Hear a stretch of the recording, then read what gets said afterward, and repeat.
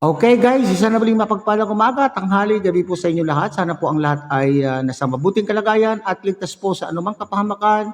Sana po kayo dako ng mundo na ron. Ako po muli ang inyong likod, Maestro 21 TV. At sa ating video ngayong araw na ito mga kalingap ay tayo muli po ay magbibigay ng ating panibagong opinion, komento, kuro-kuro at reaction po. Tungkol nga po dito sa naging pahayag po ni Kalingap Rab, panawagan po ni Kalingap Rab sa pamamagitan po ng kanya pong ninong na si July Paunil sa kanya pong naging live kamakailan lamang po.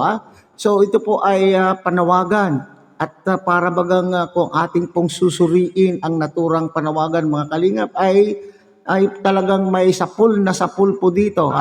May tinamaan po rito at na-real talk po. Ni-real talk po ni Kalingap Rab ang mga taong ito po na kanya pong tinutukoy. Bagamat wala po siyang minention, wala po siyang pinangalanan, pero alam natin po siguro mga Kalingap kung sino po itong mga tinutukoy po ni Kalingap Rab dito po sa kanya pong panawagan. So yan po yung ating paksa ngayong araw na ito mga Kalingap. Pero bago po yan, tayo muna po ay magbibigay po guys sa ama at founder po ng Kalingap, Kuya Bal Santos Matubang. At tangkilikin po natin Ate Edna Vlog, Kalingap Rab. At siyempre, kung bagong silip lang po kayo, bagong dating lang po kayo sa ating munting channel, sana po ay inyo rin pong tangkilikin sa pamamagitan po ng pagbibigay niyo po ng like, share, and subscribe. At tuloy pindutin na rin po ang notification bell at nang sa ganon, tayo pa rin po ay magkita-kita at magsama-sama sa susunod pa pong mga reaction videos na ating gagawin. Likewise, megalaw shout out sa ating mga kasamahan po dyan sa Karepa, Kalingap Reactor Partners, sa pamumuno po siyempre ng ating Presidente Javier De Leon aka Birador. At ganoon din po sa ating mga Kalingap Partners, Kalingap Charity Vloggers na narayan po sa iba't ibang Kalingap Landing Pad na mayroon po tayo sa ating bansa. Okay, so sa ating pong thumbnail mga Kalingap ay hindi po ano tawag diyan, hindi po masyado malinaw ang pagkakuha po natin sa mensahe. Ito po ay kinuha lamang po natin o in-screenshot lang po natin sa naging thumbnail po ni July Paunil. Sir July, pahiram po muna po yung inyong pong mensahe na na bigay po ni Kalingap Rab, at yan po yung ating ibibigyan po ng opinion. Bibigyan po natin ng opinion. So dito ngayon mga Kalingap ay kinuha ko yung bahagi sa live po ni July Paunil mga Kalingap, kung saan po ay binasa po niya itong naturang panawagan ni Kalingap Rab. At dito po tayo magbabase ng ating komento, kuro-kuro, opinion at reaction. At intindihin po natin mga Kalingap. So, panoorin po natin mga Kalingap. Ito, sabi ganito. Pasensya na po, baka po may masasaktan. Ito po ay pinapasabi lang po. Wag niyong sasaluhin kung hindi naman kayo. Wag niyong sasaluhin. Okay, ito po ang pinapasabi. Pilit na kumakapit kay Joy. Kalingap si Joy. Pambihira sila. Ay, pambihira. Sila ang gumagamit kay Joy. Ha, ha, ha. Pakisabi po sa sunod na live, wag niya gamitin si Joy. Di man na siya kalingap, si Joy ay kalingap at beneficiary ko. At best friend yan ni Pau. Okay, so mga Kalingap, ano po yung sinasabi po dyan ni Kalingap Rab? Sinasabi, pilit na kumakapit, Kalingap si Joy. Alam po na naman natin na talagang Kalingap po ito si Joy. Pilit na kumakapit, Kalingap si Joy. Pambihira sila ang gumagamit kay Joy. Okay, so ginagamit. Ano kayang ibig sabihin mga Kalingap ni Kalingap Rab dito sa ginagamit itong si Joy? Saan banda o sa anong pamamaraan ginagamit itong si Joy na binabanggit po dito ni Kalingap Rab? Okay? Saan kaya mga Kalingap? Siguro ito ay maaaring ginagamit itong si Joy ng mga taong ito sa pamamagitan po ng paggawa ng content, o kaya na-mention po itong si Joy sa kanila pong mga content or maaari rin naman po siguro na ginagamit po si Joy sa pamamagitan po ng pangungulekta. Ito yung isang issue din po noong panahon, nung mga nagdaan panahon, mga kalingap, na ginagamit ang Joy sa pamamagitan po ng pangungulekta at sasabihin ito po ay proyekto para po sa kapakanan po ni Joy. Okay, so maaaring ganun po, mga kalingap, po ang ibig sabihin po yung ginagamit. Okay, so dito kasi sinabi po ni Kalingap Rab, pambihira sila ang gumagamit kay Joy. Sabi pa niya, mga kalingap. So ginagamit, pakisabi po sa susunod na live, huwag niya gamitin si Joy. Di naman siya kalingap. Okay, so ibig sabihin, kung diretsuhin po natin na pananalita, itong sinasabi po diyan, mga kalingap, ay bakit mo gagamitin ang isang kalingap? Ito po ay beneficiary po ni Kalingap Rab. Okay, so binigyan po ng reiteration ng sinabi po niya na itong si Joy daw po ay kalingap, so dapat ay huwag nang gamitin o huwag nang mabanggit-banggit, kung baga. Huwag nang mabanggit-banggit sa inyo pong mga content itong si Joy Diwata, sapagkat unang-una itong si Joy ay kalingap at beneficiary po ni Kalingap Rab. Dahil bakit po ayaw nang kung maaari ay ayaw nang ipagamit o huwag nang igamitin itong si Joy, huwag nang banggitin o huwag nang i-content, sapagkat sabi niya ay hindi naman na kayo kalingap. Hindi man po ganun ang pagkasabi dito po sa kanyang panawagan, mga kalingap. Pero ganun na rin po yung ibig sabihin. Si Joy ay kalingap, huwag nyo nang gamitin sapagkat kayo po ay nagdeklara na pong hindi kalingap. So wala na po kayong karapatan na gamitin pa itong si Joy para sa inyo pong pansariling kapakanan. Okay? So ano yung sinabi natin kanina? Maaring content, maaring gagamitin ang pangalan ni Joy para sa kanila pong mga proyekto. So yun po yung ibig pong sabihin siguro dito ni Kalingap Rab.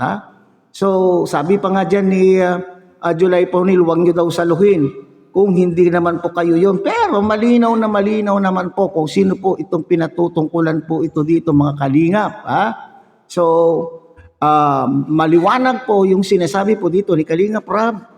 Dahil hindi na po kayo kalingap, wala na po kayong karapatan na gamitin pa itong si Joy. So paano na lamang po yung sinasabi po nilang suporta po nila kay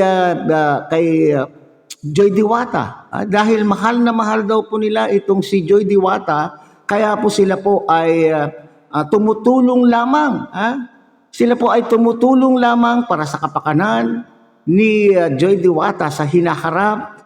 Hindi lang po itong si Joy Diwata, kasama na rin po dyan yung kanya pong buong pamilya, mga kapatid, at lalo na po itong si Nanay Imelda. Paano na lamang po yung kanila pong tulong na gusto pong ibigay. Okay, so maaring sasabihin po natin na yan ay karapatan po niyong tumulong kasi marami tayong nababasa na sila pong mga sponsor. Itong mga sponsor na ito ay nasa kanila po kung kanino po nila gagastusin ang kanilang pera, sapagkat yan naman daw po ay kanila pong pera. Pero paano na po itong tulong na ito na dati po nilang ibinibigay kay Joy sa makatwid, kung hindi na kayo kalingap at ito naman po si Joy ay kalingap, siguro for delikadesa, hindi na rin po siguro ninyo pwedeng ibigay. Paano mga maestro? Gusto mo namin po siyang tulungan. Ibig bang sabihin ay si Joy pala ay pag-aari ng kalingap? Hindi naman po bagay ito si Joy. Mga kalingap, anuhin po natin, linawin po natin, hindi isang bagay itong si Joy para angkinin. Natural.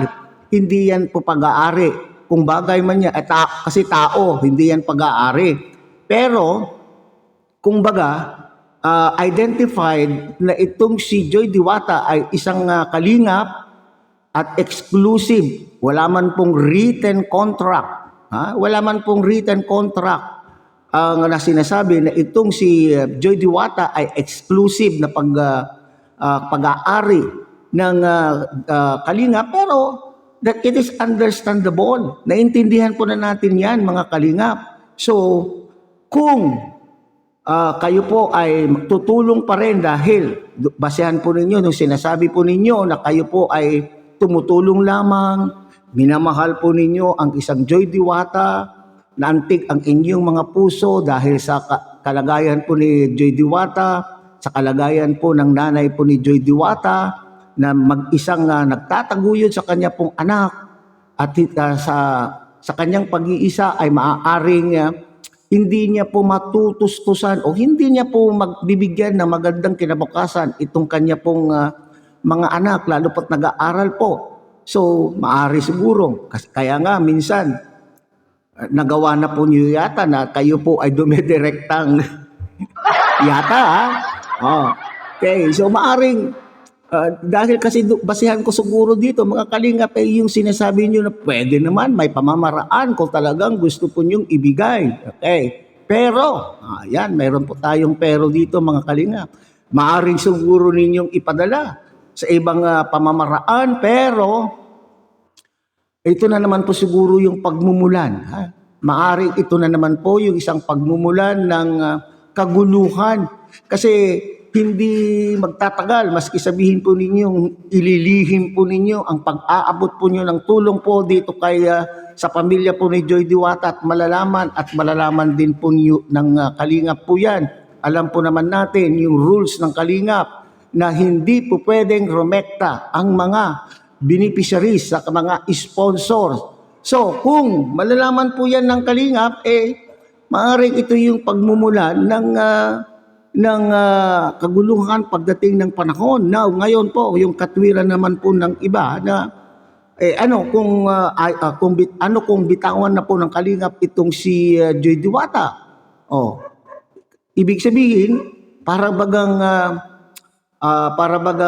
dinidare po ninyong Kalingap. Kaya ba nila? Kasi marami tayong nababasang ganyan. Kaya ba nila magbigay ng ganyan-ganyan ng kanilang tuition, ng ganyan-ganyan? Okay. So, siguro ito yung simula ng kaguluhan yung hindi pag-abot ng mga dapat iabot kay Joy Diwata nang wala sa proseso. At ano po itong proseso na sinasabi po natin dito, mga Kalingap? Ibigay sa tamang paglalagakan ng pera o paglalagakan ng inyo pong mga donasyon. Hindi yung para bagang initsipwera ninyo po itong si Kalingap Rab at ayaw ipahawak kung ano man po yung gugugulin sa inyong proyekto.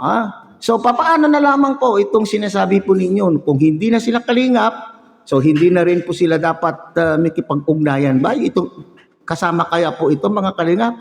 Ito yung panawagan po dito ni Kalingap Rab. Kung hindi na po sila Kalingap, dapat wag na rin po sila makipag-ugnayan kay Joy Diwata. Kasama kaya yun, mga Kalingap? Papaano na lamang po itong proyekto na pabahay kay Joy Diwata? Papaano na lamang po? Nung kasagsagan po ng kontrobersya, kasagsagan po ng issue, mga Kalingap, ay naririnig natin ipagpapatuloy kung sino po ang gustong magpatuloy. Mayroon naman po tayong naririnig na ipagpapatuloy pa rin po nila. Ipagpapatuloy pa rin po nila yung pabahay na kanila pong pabahay kay Joy Diwata. Alang-alang po kay Joy Diwata ay ipagpapatuloy pa daw nila. Yan po ang dapat po natin abangan, mga Kalingap, kung sadyang ipagpapatuloy pa nila ito o hindi. Kaso nga lamang, medyo kakapalan po yata ng balat, kakapalan po ng mukha. Kung itong panawagan na ito sinabi, oy, wag na, hindi na kayo Kalingap. Bakit kayo pa ay umeentra? Kayo po ay nasa ibang community na. Bakit pa kayo umeentra? Okay. So yan po aabangan po natin, mga Kalingap. Pero maganda naman din po yung kanila pong hangarin na pabahayan na muli itong si Joy Diwata. Pero idaan sa tamang proseso. At ano po yung prosesong ito, mga Kalingap? Sana lang siguro, ito yung simula na naiisip ko na medyo nagkagulo-gulo. Noong inisip po ninyo na pabahayan na muli itong si Joy Diwata, dapat itong collection po ninyo, yung mga inambag po ninyo ng mga pera para sa pagbuo ng pangalawang bahay po ni Joy Diwata ay dapat ay inintrega kay Kalingap Rab. Bagamat sinabi po ninyo, nakipag-usap kayo na kayo po ang magmamanage at kayo naman po ay pinayagan. Kayo naman daw po ay pinayagan. Pero siyempre, alangan naman po na sa inyong harapan ay sasabihin po niya, ay hindi, wag. Okay, so yan po kasi yung siguro simula mga kalingap na bakit parang mayroon po kayong nasa isip kung bakit hindi nyo maipagkatiwala ang pera sa humahawak kay Joy Diwata at yan po ay si Kalingap Rab. Yun ay aking opinion lamang po diyan mga kalingap. Bagamat, siyempre, maraming naglalaro sa isipan po natin.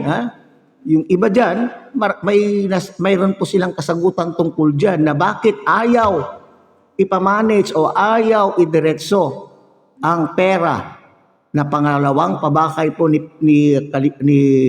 pabahay po ni Joy Diwata at minabuti po ninyo na itong si Andy Kayakap ang gusto po ninyong magpatupad ng pabahay na yan. Ay, yun po siguro yung hindi maganda. Dapat ilagay natin po sa proseso. Okay? So sana malinaw po yung panawagan. Kalingap po itong si Joy Diwata at kayo ay hindi na kalingap, lam na dis. So hanggang dito na lamang po tayo mga kalingap. Bulit ang kilikin po natin Kuya Bal Santos Matubang, Ate Edna Vlog, Kalingap Rab, at muli pinapakiusapan po kayo na sana po ay inyo rin pong tangkilikin ang munting channel na ito sa pamamagitan po ng pagbibigay niyo po ng like, share, and subscribe at tuloy pindutin na rin po ang notification bell at nang sa ganon, tayo pa rin po ay magkita-kita at magsama-sama sa susunod pa pong mga reaction videos na ating gagawin. Muli sa mapagpalang umaga, tanghali, gabi po sa inyo lahat. Mabuhay po kayo at God bless everyone.